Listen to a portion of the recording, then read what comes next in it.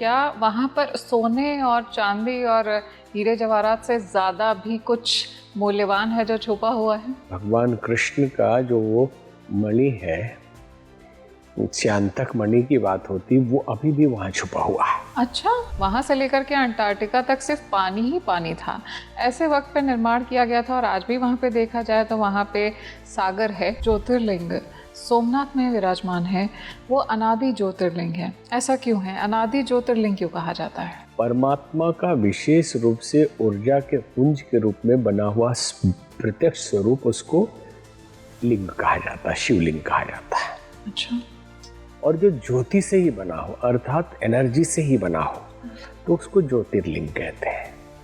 और वो स्वयं प्रकट हुआ हो, किसी आदमी ने न बनाया हो। गुरुजी, आप सोमनाथ मंदिर गए हैं तो क्या आपने वहाँ पे साधना भी की है? जहाँ दर्शन मात्र से ही कल्याण होने वाला, वहाँ बैठ के साधना करने की आवश्यकता नहीं किसी को। जाके हृदय भगति जस प्रीति प्रभुतः प्रकट सदा ते ही रीति।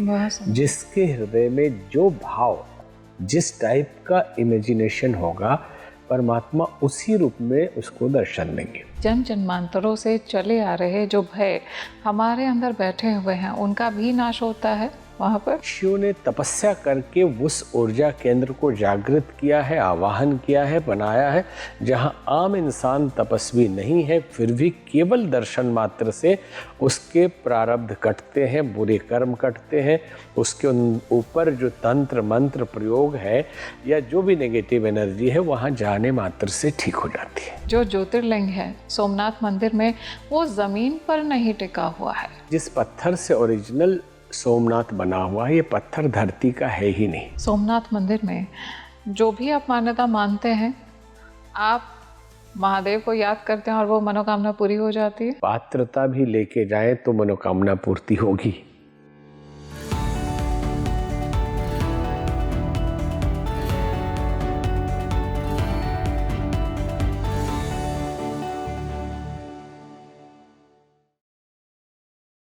सोमनाथ मंदिर में ऐसा क्या छुपा हुआ है जिसको पाने के लिए बार बार इन्वेजन्स किए गए हैं?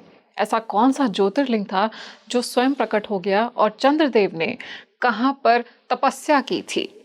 हाय फ्रेंड्स, आप देख रहे हैं स्पीकिंग ट्री पॉडकास्ट और मैं हूं आपके साथ आपकी सहयात्री माधवी। आज इस पॉडकास्ट में हम जानेंगे कि ऐसी कौन सी मणि थी जिसकी वजह से भगवान कृष्ण को अपना देह त्याग करना पड़ा था। सोमनाथ मंदिर में कितने तल हैं और सोमनाथ मंदिर क्या सच में डिवाइन प्रोटेक्शन प्रोवाइड करता है? आज इन सभी बातों को हम इस पॉडकास्ट में जानेंगे। हमारे साथ आज के जो गेस्ट हैं वो बहुत ही खास हैं। वो इन विषयों पर हमारे साथ चर्चा करने वाले हैं। मैं बहुत बहुत स्वागत करना चाहूंगी जूना अखाड़े के महामंडलेश्वर स्वामी उमाकांतानंद सरस्वती जी का। बहुत बहुत स्वागत करते हैं उनका। बहुत बहुत स्वागत है गुरुजी स्पीकिंग ट्री पर। बहुत धन्यवाद, आशीर्वाद। आपके साथ मिलकर के ऐसा लगता है कि बस अब ज्ञानवर्धन होने वाला है हमारा। हम बात कर रहे थे गुरुदेव सोमनाथ मंदिर की। तो ये जो सोमनाथ मंदिर है, इसमें बहुत बार इन्वेजन किया गया। ऐसा क्यों किया गया? इतनी बार इन्वेजन? क्या वहाँ पर सोने और चांदी और हीरे जवाहरात से ज्यादा भी कुछ मूल्यवान है जो छुपा हुआ है? देखिए, आक्रमण 17 बार हुआ, 17 टाइम्स आक्रमण उस मंदिर पे हुआ जी। और सोमनाथ एक ऐसे जगह पे स्थिर है जो अद्भुत है।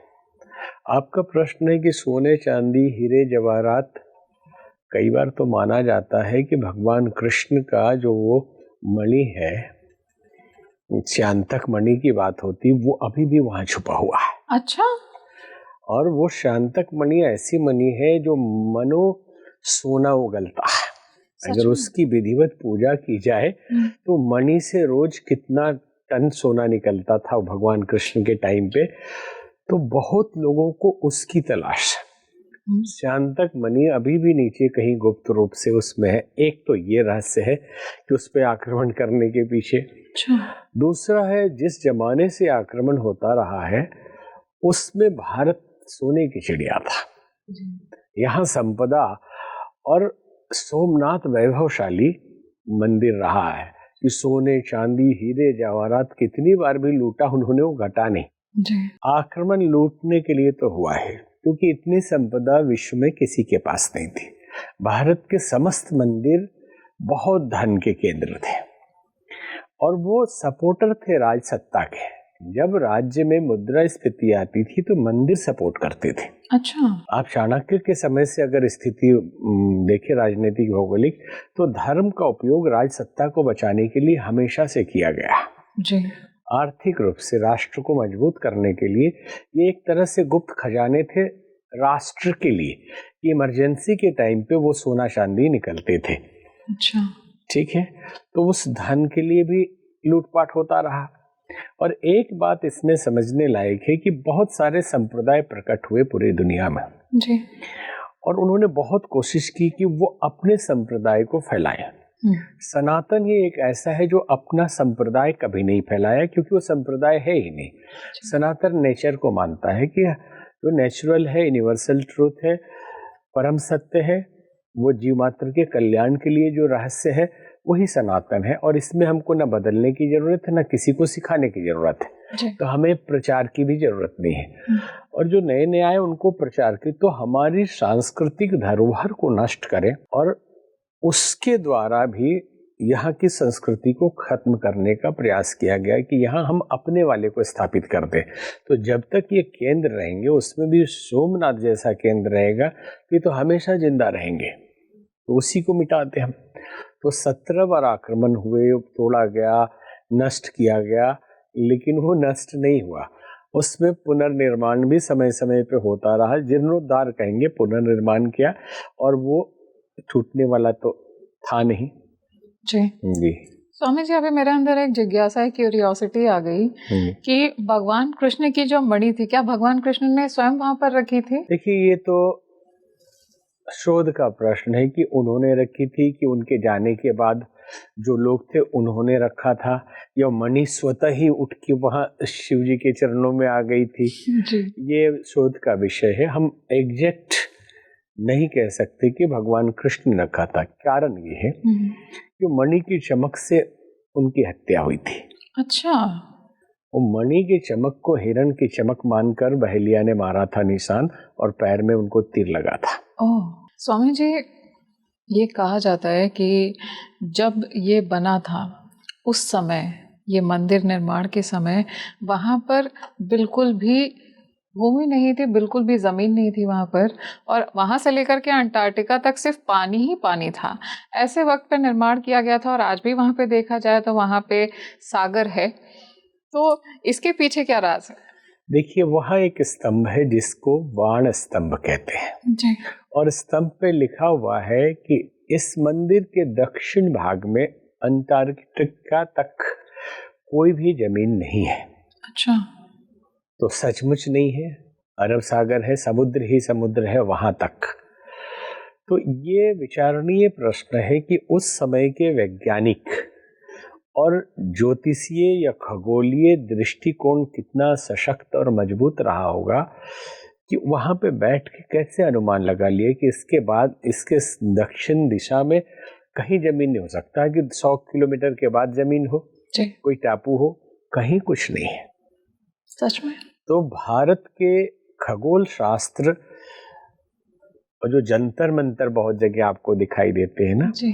वो उसी के लिए कि ग्रहों की दशा हजारों साल पहले ऋषियों ने जो ग्रह दशा बताई, जो आज शोध कर रहे हैं लोग, आप सॉफ्टवेयर में डाल रहे हैं, और आज भी वो बड़ी मुश्किल से गणना निकाल पाते हैं।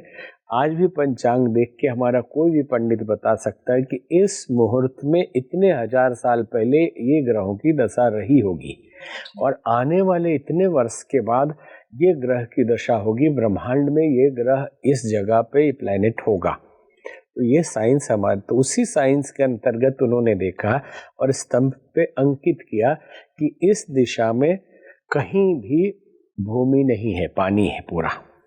जो हम लोगों को बैकवर्ड कहते हैं कि आज विज्ञान आया है, पश्चिम से हम सीख रहे हैं, तो हमें अपने पुराने धरोहर विरासत जो हमारी है उसकी ओर भी जाने की जरूरत है। स्वामी जी, हम बात कर रहे हैं शोधकर्ताओं की, तो अभी मैंने देखा कि शोधकर्ताओं ने ये रिसर्च किया है कि मंदिर के अंदर 3 तल निकले हैं। क्या सच में 3 तल है वहां पर? देखिए, पानी के हम तो खुद गए हैं सोमनाथ जी, और पानी के समुद्र के किनारे है यह मंदिर। शोधकर्ताओं के शोध में 3 मंजिला इमारत नीचे है, जी जो संभवतः किसी को अंदर जाने की यहाँ तक कि पता भी नहीं है। जी लेकिन अगर उन रिसर्च पढ़े, खोज खबर ले, तो आपको पता चलेगा कि 3 मंजिल नीचे है इमारत उसमें। अब उसमें क्या है, उन इमारतों में क्या गुप्त खजाने रखे हैं, या मणि रखी है कि शांतक मणि रखी है, ये अभी किसी को पता नहीं। ये सरकार ही जान सकती है, सरकार भी बैन किए हुए, किसी को दिखाना नहीं है कि उसके अंदर का क्या चीज है। ये है स्वामी जी, कहा जाता है कि जो ज्योतिर्लिंग सोमनाथ में विराजमान है वो अनादि ज्योतिर्लिंग है। ऐसा क्यों है? अनादि ज्योतिर्लिंग क्यों कहा जाता है? देखिए, ज्योतिर्लिंगों की जो परंपरा है, 12 ज्योतिर्लिंग भारत में है, या दुनिया में ही 12 है जी। और आध्यात्मिक ऊर्जा का खेल जो है वो भारत में ही होता रहा है। जैसे जो शिवलिंग है, जी साधारण लोग उसको अलग अलग शब्दों में व्याख्या करते हैं। परमात्मा का विशेष रूप से ऊर्जा के पुंज के रूप में बना हुआ प्रत्यक्ष स्वरूप, उसको लिंग कहा जाता है, शिवलिंग कहा जाता है। अच्छा। और जो ज्योति से ही बना हो, अर्थात एनर्जी से ही बना हो, तो उसको ज्योतिर्लिंग कहते हैं। और वो स्वयं प्रकट हुआ हो, किसी आदमी ने न बनाया हो। तो पहली बार, अब इसकी पौराणिक कथा है, ये अपने आप प्रकट हो गया? हाँ जी, पौराणिक कथा है, अगर आप कहें तो वो भी बता दें। बिल्कुल। ये चंद्रमा का विवाह हुआ था दक्ष के 27 कन्याओं से। जी जो ज्योतिषीय दृष्टि से देखेंगे तो 27 नक्षत्र है, और चंद्रमा भी एक प्लेनेट है, जी एक ग्रह है। जी। तो इनका विवाह हुआ दक्ष के 27 पुत्रियों से। रोहिणी भी एक नक्षत्र है, 27 पुत्रियां 27 नक्षत्र के रूप में है, और रोहिणी नक्षत्र का चंद्रमा से बड़ा लगाव है। अच्छा। तो कथा ये कहती है कि चंद्रमा प्रेम करते थे रोहिणी से अधिक, और उन्होंने, बाकी बहनों ने शिकायत की अपने पिता से, तो वो नाराज हो गए चंद्रमा के ऊपर। दक्ष, वो प्रजापति थे, तो नाराजगी में उन्होंने शाप दिया कि आपका तेज का क्षय हो जाए, हरण हो जाए, आपके तेज समाप्त हो जाए।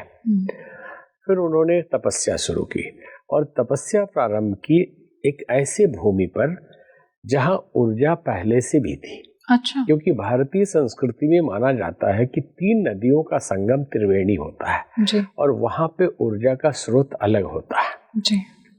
तो जैसे प्रयागराज में त्रिवेणी संगम है, उसी तरह से जहां सोमनाथ है वहां भी 3 नदियों का संगम है। अच्छा।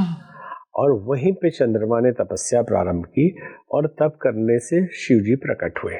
महादेव ने कहा कि दक्ष के शाप को काटा नहीं जा सकता है, लेकिन फिर भी हम इसको कम करते हैं। तो उन्होंने कहा कि आप घटेंगे तो उनके श्राप से, लेकिन फिर से आप बढ़ना शुरू हो जाएंगे। तो कृष्ण पक्ष में चंद्रमा घटना शुरू होते हैं, और शुक्ल पक्ष में चंद्रमा बढ़ना शुरू होते हैं। तो जो लूनर एक्लिप्स है उसके पीछे ये? हाँ, इसके पीछे ये 27 पत्नियां, ये नक्षत्र ही है। अच्छा। रोहिणी भी एक नक्षत्र है, चंद्रमा भी एक ग्रह है। जी। ठीक है, लेकिन इन ग्रहों के पीछे जैसे वास्तुदेव होते हैं ना, लकड़ी भी, लोहा भी, टेबल भी, इसके अंदर भी ऊर्जा है।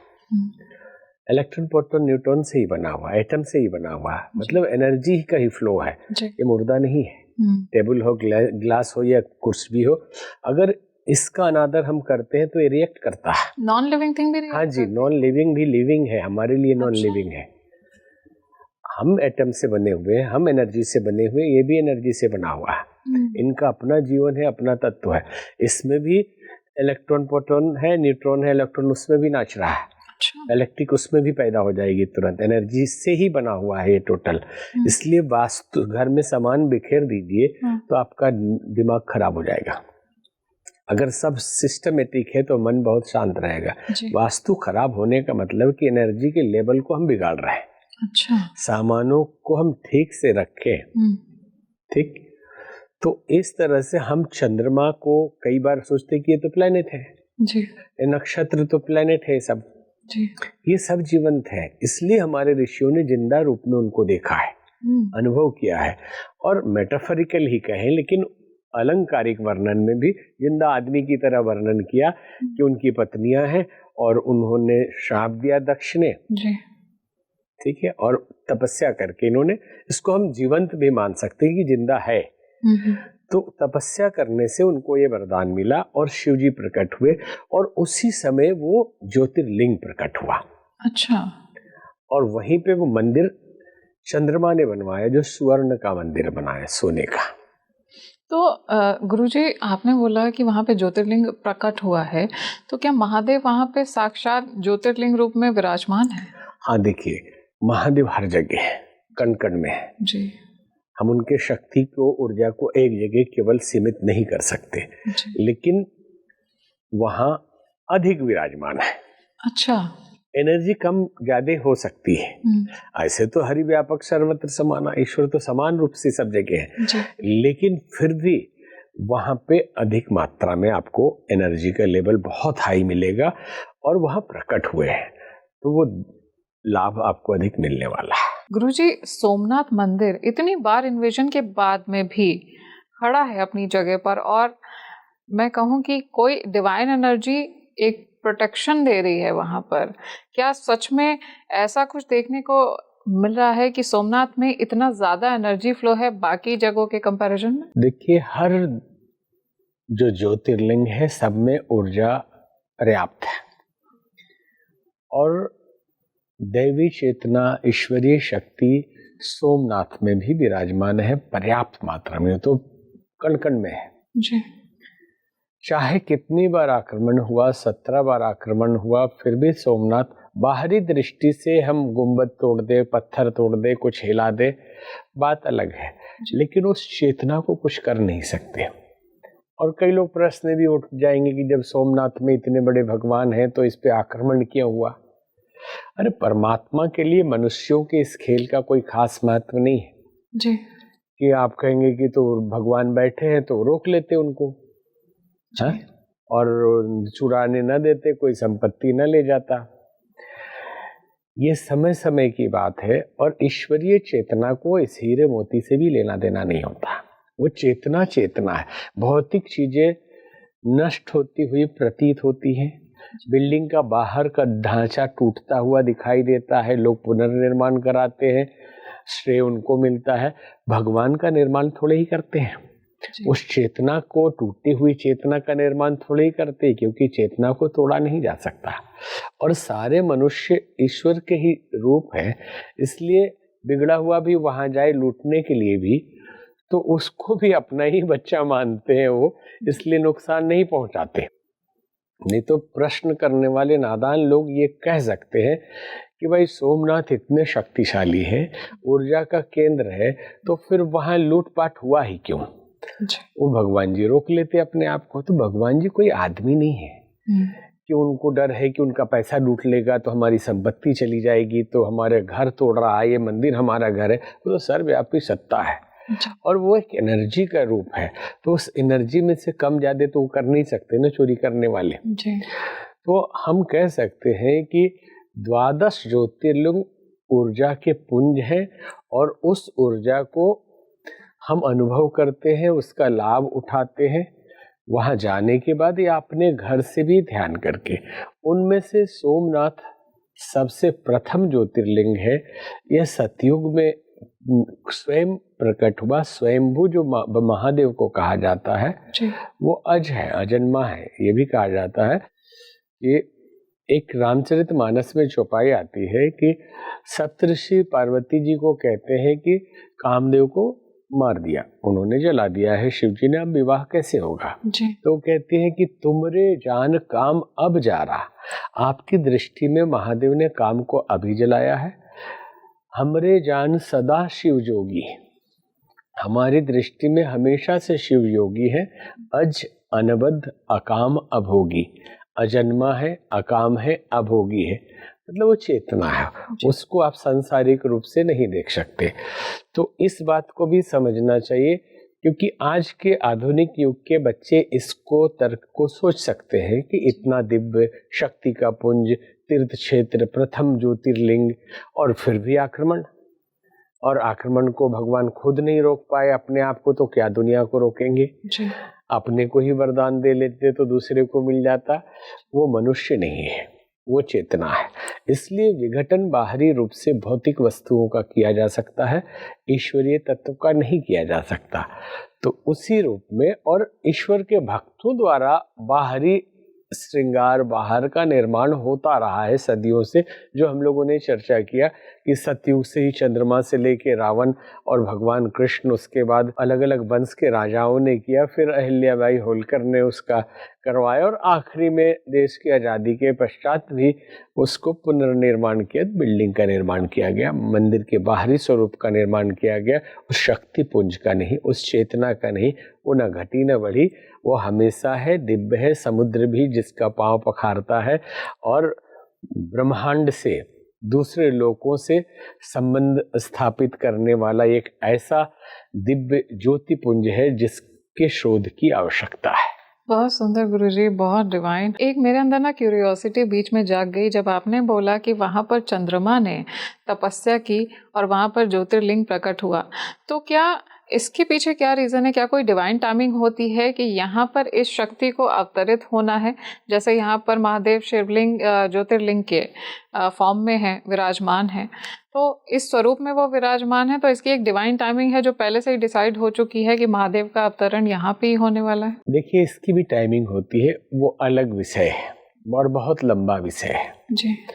सतयुग में हुआ उस टाइमिंग, वो टाइमिंग क्या थी, ग्रहों की दशा क्या थी, ये अलग अलग विषय है, इस पे चिंतनीय है। बस इतना ही समझें कि सतयुग से प्रथम 12 ज्योतिर्लिंगों में प्रथम ज्योतिर्लिंग सोमनाथ है और निश्चित ही डिवाइन और दिव्य समयानुसार वो प्रकट हुए हैं। वो ईश्वर की योजना है, आदमी की योजना नहीं कि कब प्रकट होना चाहिए और क्यों होना चाहिए। परमात्मा जानता है कि कब क्या हमें प्रकट होना है और किस रूप में कहाँ प्रकट होना है, कितनी शक्ति वहाँ प्रवाहित करनी है जी। इस पूरे ब्रह्मांड के लिए।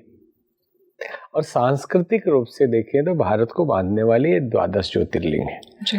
मतलब आप सोमनाथ से लेके पशुपतिनाथ तक और केदारनाथ से लेके रामेश्वरम तक, ये पूरे भारत, नेपाल तक जो भारत का ही विभाजन है कभी का, तो ये 12 ज्योतिर्लिंगों की एक श्रृंखला है। इसके क्षेत्र में आने पर ये पूरी भारत के सनातन संस्कृति के दैवी प्रभाव को समेटे हुए है, एक दूसरे से कनेक्टेड है। तो इसलिए हमारे यहाँ पौराणिक मान्यता है कि 12 के 12 ज्योतिर्लिंग के दर्शन करना चाहिए तो मोक्ष प्राप्ति होगी। अच्छा जी, बहुत सुंदर स्वामी जी। गुरुजी, कहा जाता है कि जो सोमनाथ मंदिर है वो सेंटर ऑफ कॉस्मिक एनर्जीज है, ये क्या इसीलिए है? देखिए, पहले तो कॉस्मिक एनर्जी आम आदमी को समझ में नहीं आता जी। एक ऐसी दिव्य ऊर्जा जो सहज ही आपके मूल चेतना को जागृत कर दे जी। आपकी शक्तियां जागृत होने लगे। आत्मा परमात्मा का अंश है जी। समस्त ऊर्जा का स्वयं स्रोत है वो, लेकिन भूला हुआ है, शक्तियां सोई हुई है। तो जो सहज ही बिना तपस्या के, बिना किसी परिश्रम के एक ऐसी ऊर्जा ऊपर से उतर जाए जो हमारे सारे चक्र जागृत करने लगे, उपत्तिका ग्रंथियां जागृत हो जाए और हमारी चेतना परम चेतना से मिलने लगे, उस एनर्जी को कॉस्मिक एनर्जी कहते हैं। जी।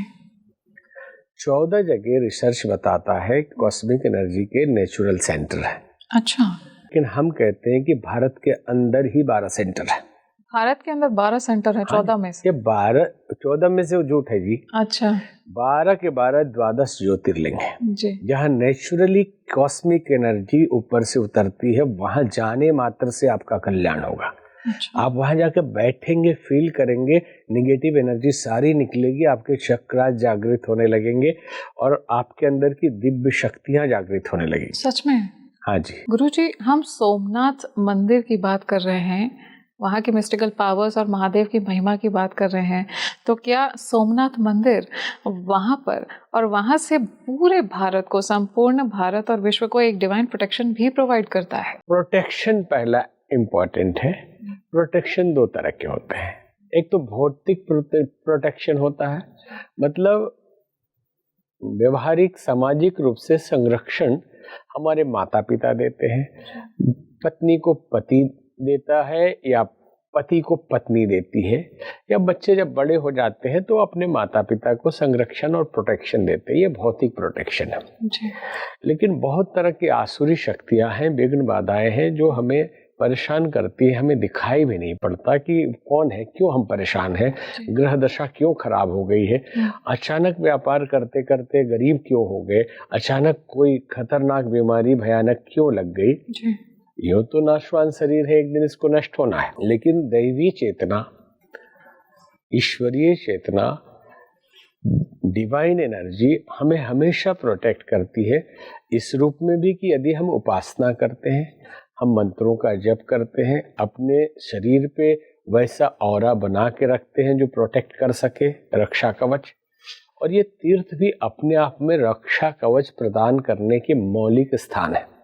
Natural source of cosmic energy and protective power, protection के नेचुरल स्वाभाविक प्राकृतिक केंद्र है, जहां जाने मात्र से एक आभा, एक ऑरा आपके ऊपर बनता है जो मानसिक विकृतियों को दूर करता है, नेगेटिव एनर्जी को दूर करता है, सबकॉन्शियस से में जमे हुए विकारों को दूर करता है। तो बहुत सारी साइकोसोमेटिक बीमारियां अपने आप चली जाती हैं। माना ये जाता था पहले कि बीमारी अलग अलग कारणों से होती है, लेकिन हम मानते थे कि 99% बीमारियां साइकोसोमेटिक है, मनोदेहजन्य, मन में सोचते हैं हम, उत्पन्न होती है। तो हम मानते थे कि संक्रामक बीमारियों को छोड़ के, टीबी है या और वायरल इन्फेक्शन है या एक्सीडेंट है, इनको छोड़ के बाकी सब बीमारियां दिमाग से उत्पन्न होती हैं। लेकिन अब ये क्वांटम फिजिक्स और लॉ ऑफ अट्रैक्शन ये कहता है कि 100% बीमारियों को हमने अट्रैक्ट किया है। अच्छा, मैनिफेस्ट किया है। हाँ जी, डर के मारे हॉस्पिटल गए, डरते रहे कहीं हमको ना हो जाए, आपको होने वाला है। ये टॉपिक अलग है, पूरा ही इस पे लॉ ऑफ अट्रैक्शन का है हमारा कई लेक्चर इस पे जी। तो इस तरह से हम प्रोटेक्शन हमें डिवाइन मिलता है तीर्थों में जाके, और सोमनाथ जैसे तीर्थ में तो आप पूरी तरह से प्रोटेक्शन के घेरे में आ जाते हैं। गुरुजी, आप सोमनाथ मंदिर गए हैं तो क्या आपने वहाँ पे साधना भी की है? दर्शन अलग चीज है, साधना अलग चीज है। साधना समय साध्य होता है जी। और जहाँ दर्शन मात्र से ही कल्याण होने वाला, वहाँ बैठ के साधना करने की आवश्यकता नहीं किसी को। अच्छा। आप गए, दर्शन किए, थोड़ी सी जो परंपरागत चीजें, जल चढ़ाए या फूल चढ़ाए, बस इतना काफी है। अच्छा। जहाँ बिना परिश्रम के ही सब कुछ मिल रहा है तो जबरदस्ती का परिश्रम क्यों करना। जी। गुरुजी, आप सोमनाथ मंदिर गए हैं, आपने बोला कि वहाँ पे एनर्जी इतनी ज्यादा है, एक डिवाइन एनर्जी वहाँ पे फील होती है, तो आपके वहाँ पे किस तरह के एक्सपीरियंस रहे जब आप वहाँ पर गए? देखिए, हम सोमनाथ भी गए, हम द्वारका भी गए, सब ज्योतिर्लिंग है जी। हम नागेश्वर भी गए, और सहज कोई इच्छा प्रकट करके नहीं, सहज हम लोग कथा के लिए या प्रवचन के लिए जाते, लोग लेके चले जाते हैं जी।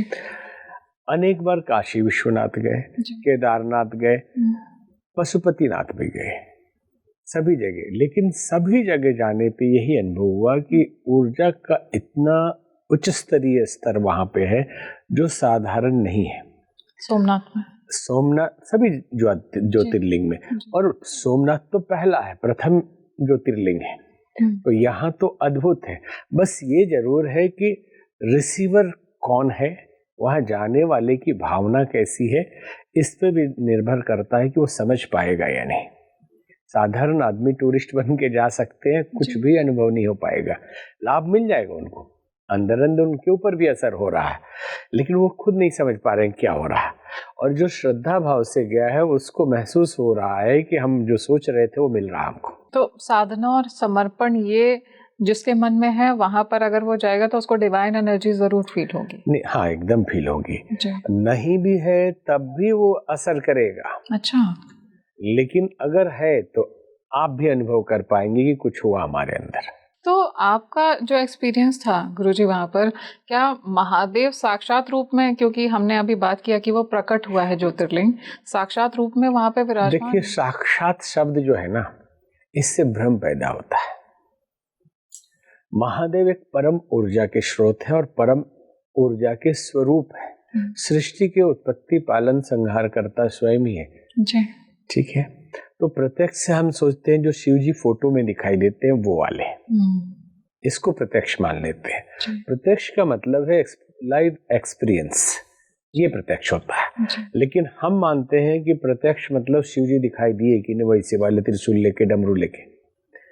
जाके हृदय भगति जस प्रीति प्रभुतः प्रकट सदा ते ही रीति। जिसके हृदय में जो भाव, जिस टाइप का इमेजिनेशन होगा, परमात्मा उसी रूप में उसको दर्शन देंगे। बहुत सुंदर। कि अगर हम नारायण का ध्यान करके भी सोमनाथ चले जाएं तो शिव जी नारायण के रूप में दर्शन दे देंगे। अच्छा भाई, जिसके हृदय में जो भाव होगा, परमात्मा तो एक ही है ना जी। अब तुलसीदास जी के पास कृष्ण भगवान के रूप में भगवान प्रकट हुए तो उन्होंने साफ बोल दिया धनुष्बाण लेके आइए। अच्छा, तो धनुष्बाण के रूप में प्रकट हुए। फिर ये है कहानी। तो इस चौपाई को जरूर समझना चाहिए ताकि आपस में भक्तों के बीच भ्रम नहीं रहेगा कि ये भगवान अलग वो भगवान अलग। वो ऊर्जा है, निराकार है। हृदय में जैसी भक्ति और श्रद्धा होगी और जिस रूप में होगी, जिस आकार में आप इमेजिन करेंगे, कल्पना पहले करेंगे, उस रूप में प्रकट हो जाएगा। अच्छा, उसके लिए कुछ नहीं है ना कि हमारा भक्त ऐसा रूप चाह रहा है तो उसी में हो जाइए। हमने एक बहुत पहले आर्टिकल लिखा था, 20-25 साल पहले, बचपन में जी। साकार उपासना की साइकोलॉजी।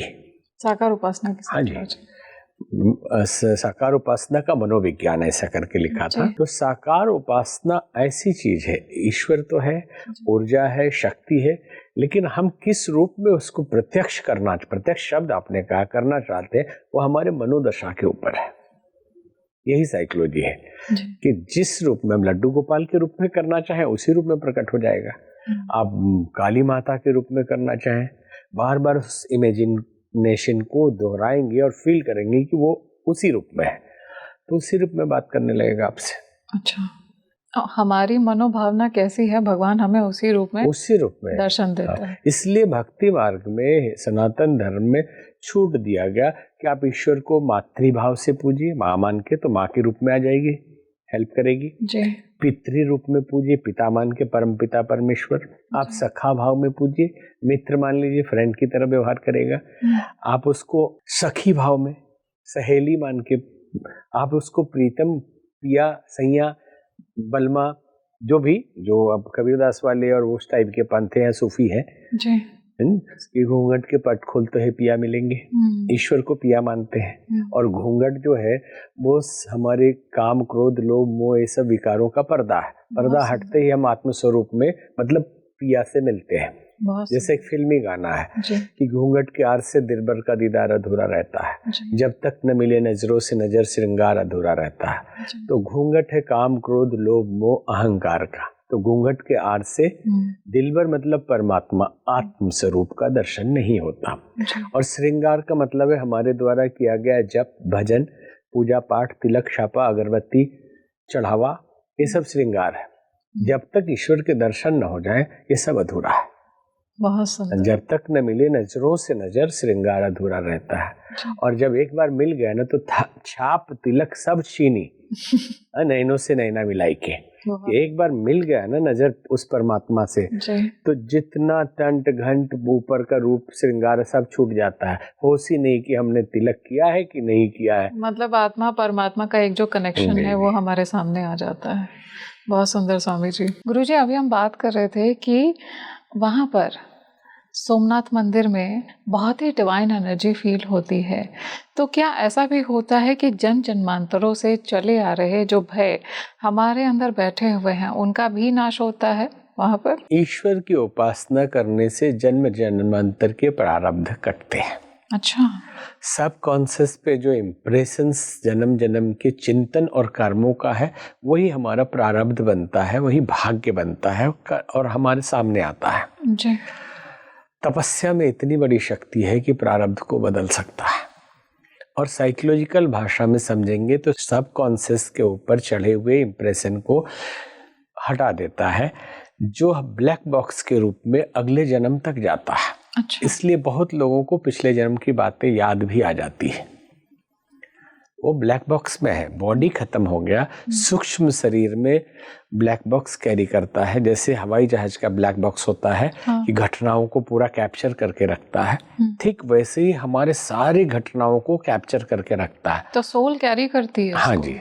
अच्छा। सोल को भी एक और बॉडी है जिसको एस्ट्रल बॉडी कहते हैं। अच्छा सोल का जन्म नहीं होता जी। बॉडी का जन्म होता है। तो एस्ट्रल बॉडी फिजिकल बॉडी में घुसती है और एस्ट्रल बॉडी के अंदर सोल है जी। और एस्ट्रल बॉडी के अंदर एक ब्लैक बॉक्स है जो मेमोरी कैरी करती है और मेमोरी में बैड इम्प्रेशन और गुड इम्प्रेशन है, उसके हिसाब से भाग्य का निर्माण होता है। अगर उस ब्लैक बॉक्स को क्लीन कर दिया जाए, तपस्या यही काम करता है, ईश्वर की कृपा यही काम करती है, उसको क्लीन कर देती है। प्योर हार्टेड हो जाते हैं तो प्रारब्ध ही नहीं बचता उस टाइप का, और पूरा ही क्लीन कर दे तो आप परमात्मा तत्व हो जाते हैं जी। ठीक है। तो कई लोगों को पिछले जन्म की बातें याद रह जाती है। भाई जब शरीर मर ही गया, हम मर ही गए, तो ये याद कैसे है? और सच है घटनाएं, आप हजारों इस पे आप पुस्तक अगर पढ़ेंगे, लाइफ आफ्टर लाइफ, मोडी नाम के एक राइटर है, लगभग 30 साल पहले की लिखी हुई है, 2 खंड में। अच्छा। उसमें बहुत सारे प्रत्यक्ष एड्रेस सहित उदाहरण दिए हुए हैं। आप लाइफ आफ्टर डेथ पढ़ेंगे स्वामी विवेकानंद के, स्वामी अभेदानंद के, और इस्कॉन वालों ने भी एक पुस्तक निकाली है, और पंडित श्री राम शर्मा आचार्य की एक पुस्तक है पुनर्जन्म एक ध्रुव सत्य। अच्छा। पूरा रिकॉर्ड सहित दिया हुआ है मरने के बाद क्या होता है, एक किताब ये भी है। तो हम लोग चर्चा कर रहे थे कि क्या दर्शन करने से सोमनाथ के हमारे प्रारब्ध कटते हैं जी। बुरे? निश्चित ही कटते हैं, क्योंकि प्रारब्ध को काटने का 2 तरीका है। या तो आप खुद इतनी तपस्या करें कि तपस्या के गर्मी से उस सबकॉन्शियस पे चढ़े हुए उसको पिघला के खत्म कर दें, पवित्र आत्मा बन जाए। साधना, उपासना और तपस्या का मूल आधार यही है कि हृदय पवित्र हो जाए। इसलिए तो भगवान कहते हैं कि निर्मल जल मन सो मोहि पावा, मोहि कपट छल छिद्र दुरावा जी। और कबीरदास कहते हैं कि जब हो गए पवित्र तो क्या अवस्था आएगी, मेरा सुमिरन हरि करे मैं पाऊं विश्राम, मुझे भजन करने की फिर जरूरत नहीं।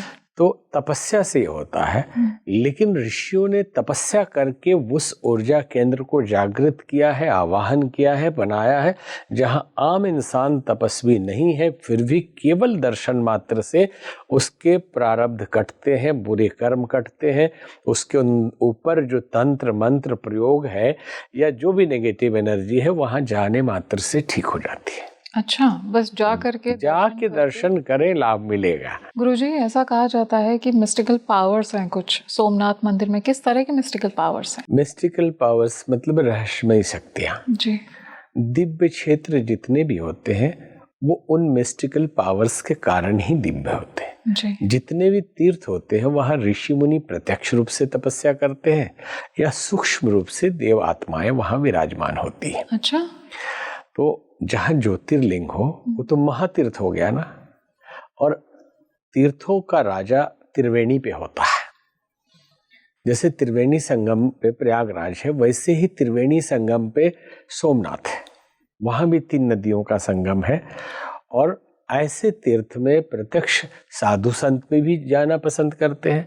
शास्त्रों में भी वर्णन है कि संतों को तीर्थाटन करना चाहिए, तीर्थ में जाना चाहिए। और मुंडन कराने की जो परंपरा है, केस कर्तन का बच्चों का, कि माँ के गर्भ से जो केस आए वो तीर्थ में गिरना चाहिए। अच्छा। इसलिए आप किसी सैलून में नहीं कटवाते हैं, किसी मंदिर या तीर्थ में जाके केस का संबंध हमारी आत्मा से है जी। इसलिए देहात में लोग कहते हैं कि जहां आप बार बार जाते हैं, क्या आपकी चोटी यहाँ गली है? मतलब केस आपका यहाँ दबा हुआ है। तो मुंडन तीर्थों में कराया जाता है कि वहाँ मिस्टिकल पावर्स हैं, प्रत्यक्ष भी और अप्रत्यक्ष भी जी। और वहाँ जाने मात्र से आपके एनर्जी का लेवल चेंज हो जाएगा। और जब आप नहीं जाना चाहते, बिगड़ गए हैं, तो आपका केस वहाँ दबा हुआ वो खींच के ले जाएगा। अच्छा, इसीलिए करा? हाँ जी, आप खींच, कभी हम लोग चर्चा करेंगे 16 संस्कारों की परंपरा क्या साइंस है भारतीय संस्कृति में। जी। तो ये मुंडन संस्कार के पीछे ये बहुत बड़ा रहस्य है। तो गुरुजी, ये जो मुंडन संस्कार में बच्चों के बाल वहाँ पर गिराए जाते हैं, क्या ये एक तरह का डिवाइन प्रोटेक्शन भी मिलता है? डिवाइन प्रोटेक्शन भी मिलता है, और आपको बिगड़ने से, आसुरी वृत्तियों की ओर जाने से वो डिवाइन जो नेचुरल पावर है, मिस्टिक पावर्स, वो खींचती है आपको, घुमा फिरा के आपको कभी न कभी तीर्थ में लाएंगी, जिससे आपकी चेतना बदल जाए। अच्छा। इसलिए परंपरागत रूप से अनजाने में भी माँ बाप बच्चे का करवा देते हैं। गुरुजी, आपने कहा कि वहाँ पे त्रिवेणी संगम है। हम प्रयागराज के बारे में तो जानते हैं, गंगा, जमुना, सरस्वती। वहाँ पर कौन सी 3 नदियाँ हैं जो? देखिए, वहाँ है कपिला, हिरन और सरस्वती। अच्छा। इन 3 नदियों का संगम है। तो इस संगम पे होने के कारण भी उसकी महिमा बहुत बड़ी है। तो ऐसा भी कहा गया है गुरुजी कि वहाँ पर सागर स्वयं महादेव का अभिषेक करते हैं। क्या सच में ऐसा है? अवश्य करते हैं, क्योंकि जिस स्थान पे सोमनाथ भगवान का मंदिर है, पानी आता है सदियों से। जी। सब कुछ डुबा सकता है, दुनिया में बहुत जगह बहुत कुछ डूब गए, सोमनाथ को कभी डुबाता नहीं। वहां तक आके चरणों को छू के लौट जाता है। ये आज से नहीं, हमेशा से है, और उस पे कोई नुकसान नहीं होता। जैसे सागर जीवित तत्व है जी। रामायण में जैसा वर्णन है कि राम जी के सामने आए थे समुद्र, जी। तो समुद्र महादेव के चरणों में नमन करके लौट जाते हैं, और जब इच्छा होती है आ जाते हैं, पानी बढ़ जाता है, लेकिन वहाँ नुकसान कुछ नहीं होता। गुरुजी, ऐसा कहा जाता है कि रावण ने वहाँ का निर्माण कराया है, सोमनाथ मंदिर का निर्माण कराया है, या कहूँ मैं जीर्णोद्धार कराया है। क्या ये सच में ऐसा है? जैसे पौराणिक कथा तो ये आती है कि पहली बार चंद्रमा ने बनवाया। अच्छा। तो वो सोने का बनवाया था। अच्छा। अब ये भी एक रहस्य है कि वो सोना गया कहाँ। ये हुआ था सतयुग में। अच्छा। फिर त्रेता में रावण ने उसको चांदी का बनवाया था। अच्छा। और उसके पश्चात भगवान कृष्ण ने त्रेता में चंदन का बनवाया था। चंदन का? हाँ, पूरा चंदन का पूरा मंदिर था। जी। इस तरह से ये पहले के पौराणिक काल के निर्माण हैं। फिर आक्रमण होता रहा, उसमें अलग अलग वंश के राजाओं ने, एक राजा महीपाल ने निर्माण करवाया, फिर चालुक्य वंश के राजाओं ने करवाया था। जी। 7वीं शताब्दी में एक बार आक्रमण हुआ, उसके बाद निर्माण हुआ। 11वीं में खिलजी का आक्रमण था, उसके बाद भी निर्माण किया गया। फिर जो प्रत्यक्ष अभी के इतिहास में आपको मिलेगा वो है अहिल्याबाई होलकर ने, जो इंदौर की महारानी थी। जी। उन्होंने काशी विश्वनाथ में भी निर्माण कराया था और सोमनाथ भी निर्माण कराया था। अच्छा। अलग से एक मंदिर का निर्माण कराया था, जो आज भी अहिल्याबाई मंदिर के नाम से सोमनाथ में है। अच्छा। अलग से लोग दर्शन करने वहाँ जाते हैं, और वो भी बड़ा रहस्यमयी है। तो इनका बहुत बड़ा योगदान अहिल्याबाई का रहा है पूरे भारत के। हम तो आश्चर्य कर रहे थे कि इंदौर की रहने वाली काशी में निर्माण करवाती हैं, और कहाँ सोमनाथ समुद्र किनारे गुजरात के कोने में, वहाँ भी जाके निर्माण कराती हैं। तो वो भी देवी शक्ति से ओतप्रोत रही होंगी निश्चित। अच्छा। फिर आखिरी में इसका जीर्णोद्धार जो हुआ वो आज़ादी के बाद 1951 में हुआ। अच्छा। 1951 में सरदार वल्लभ भाई पटेल ने जिद करके, नेहरू जी राजी नहीं थे, वो समन्वय की दृष्टि रखते थे, और सरदार पटेल का कहना था समन्वय बहुत अच्छी बात है, लेकिन हम भारत के धरोहर को मिटने नहीं दे सकते। ये हमारी सांस्कृतिक आध्यात्मिक चेतना का केंद्र है, और इसे संभालना हमारा काम है। इस राष्ट्र की धरोहर है, तो राष्ट्र की सत्ता का काम है कि इसको संभाले। जी। और डॉक्टर राजेंद्र प्रसाद जी ने उसका उद्घाटन किया था, जो प्रथम राष्ट्रपति थे। जी। इस तरह से इसके जीर्णोद्धार होता रहा है। तो गुरुजी, अभी आपने बात किया कि वहाँ पे शक्तियाँ हैं, बहुत ही मिस्टिकल है, बहुत ही गूढ़ है। इसमें यह भी एक निकल के बात सामने आती है कि जो ज्योतिर्लिंग है सोमनाथ मंदिर में, वो ज़मीन पर नहीं टिका हुआ है। क्या सच में ऐसा है? देखिए, वहाँ जाके तो आपको जो ज्योतिर्लिंग दिख रहा है एक सामान्य सा लिंग जैसा दिखेगा, जो शिव जी का वो मूर्ति जैसा है। और इतना लोग अंदर तक जा भी नहीं पाते। जी। भाई आप शिवलिंग का दर्शन किए, हम तो वहां तक गए भी, बहुत लोगों को तो इधर से ही घुमा देते हैं। अच्छा। और माना जाता है, पौराणिक आख्यान है और लोक मान्यता भी कहे और तथ्य भी कहे कि ये जमीन से सटा हुआ नहीं। अच्छा। और ये जिस पत्थर से ओरिजिनल सोमनाथ बना हुआ है, ये पत्थर धरती का है ही नहीं। धरती का ही नहीं? ये दूसरे लोक का पत्थर है। या तो कह सकते हैं कि एनर्जी का एक स्पेशल रूप है। जैसे साइंस भी आज मानता है कि हमारी जो बॉडी है ये मांस और रक्त से बना हुआ है, लेकिन ये मांस रक्त भी जो है ये ऊर्जा ही है, ये पूरा एनर्जी का फील्ड है जी। तो एनर्जी का एक नेक्स्ट लेवल का फ्लो है जो उस ज्योतिर्लिंग के रूप में है। अच्छा। अब कुछ लोग मानते हैं कि दूसरे प्लेनेट से लाया हुआ पत्थर है ये। बहुत बहुत मिस्टिकल है। हाँ, नहीं, दूसरे प्लेनेट से लाया, वो तोड़ा नहीं जा सकता है। अच्छा। हाँ, और इसमें या तो देवलोक से आया है कुछ, ये धरती का पत्थर तो है नहीं है। प्रकट हुआ है वहां पर? प्रकट हुआ है। पुराण तो ये कहता है कि जब चंद्रमा ने तपस्या किया तो ज्योतिर्लिंग प्रकट हुआ। ये पहला प्रथम ज्योतिर्लिंग माना जाता है इनको। गुरुजी, क्या वहां पर सोमनाथ मंदिर में जो भी आप मान्यता मानते हैं, आप महादेव को याद करते हैं और वो मनोकामना पूरी हो जाती है? देखिए, दो तरह की बातें हैं जी। श्रद्धा है अगर आपकी जी। तो मिट्टी के शिव जी भी आपकी मनोकामना पूर्ति करते हैं, क्योंकि नेचर में इतनी ताकत है, वो परमात्मा है। ये प्लेसिबो इफेक्ट भी कह सकते हैं। और दूसरा है कि ईश्वर की ऊर्जा जहाँ इतने बड़े रूप में व्याप्त है जी। तो निश्चित ही आपकी मनोकामनाएं पूर्ण होंगी। दोनों रूप हमने बता दिया कि आस्था से भी होती है, और जहाँ है ही उपलब्ध, ईश्वर की कृपा बरस ही रही है, तो आप जाइए। बर्तन कितना बड़ा है ये देखना पड़ेगा, या बर्तन को उल्टा लेके खड़े हैं आप और बोले गए और लाभ मिला नहीं, या बर्तन में छेद था आपके जो चू गया। पात्रता भी लेके जाए तो मनोकामना पूर्ति होगी। गुरुजी, अभी हम बात कर रहे थे तो आपने बोला था कि सोमनाथ मंदिर में वहां पर जाकर के दर्शन करने से कुंडलनी शक्ति भी जागृत हो जाती है, हमारा आत्म स्वरूप भी जागृत हो जाता है, आत्मा की शक्तियां जीवित हो जाती। कैसे होता है ये? देखिए, कैसे तो इसको नहीं प्रकट बताया जा सकता है। अब इतना ही कहेंगे कि जब हम अपनी आंतरिक शक्तियों को जागृत करते हैं तो क्या करते हैं? या तो मंत्रों का प्रयोग करते हैं, वो वाइब्रेशन वो लेवल तक पहुंचाते हैं, या ध्यान की अवस्था में जाके उसको जागृत करते हैं। और कहीं ऐसे जगह आप पहुंच गए जहां दिव्य ऊर्जा, कॉस्मिक एनर्जी अपने आप वो काम कर रही है जो आपकी तपस्या और साधना करती है, तो जागृत होगा या नहीं? अपने आप हो जाएगा। तो ऐसा कहा जा सकता है कि वहाँ की ऐसी ऊर्जा है, इसलिए आप जैसे ही जाते हैं वहाँ पे भय समाप्त हो जाता है, फियर एंड एंजाइटी खत्म हो जाती है, और ये सारी शक्तियाँ हमारे अंदर जागने लगती हैं जो सुप्तावस्था में थी। हाँ जी, वो तो वहाँ के स्थान का प्रभाव है।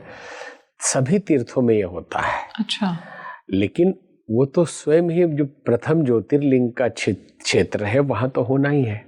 जी, बहुत बहुत अच्छा लगा गुरुजी, आज इतनी सारी बातें जानने को मिली, इतना ज़्यादा एनलाइटन फील कर रही हूँ मैं। आई एम श्योर ऑडियंस को भी बहुत कुछ नया जानने को मिला है। सोमनाथ मंदिर की ऐसी महिमा आपने सुनाई है, बहुत बहुत आभारी हूँ मैं।